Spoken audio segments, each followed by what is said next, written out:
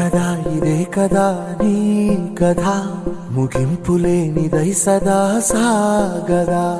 ఇదే కదా నీ కథ ముగింపులేనిదై సదా సాగదా.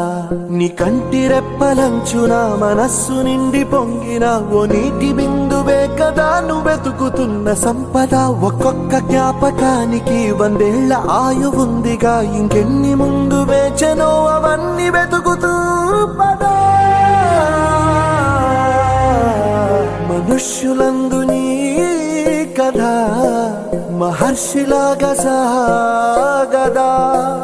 మనుష్యులందు నీ కథ మహర్షిలాగా సాగదా.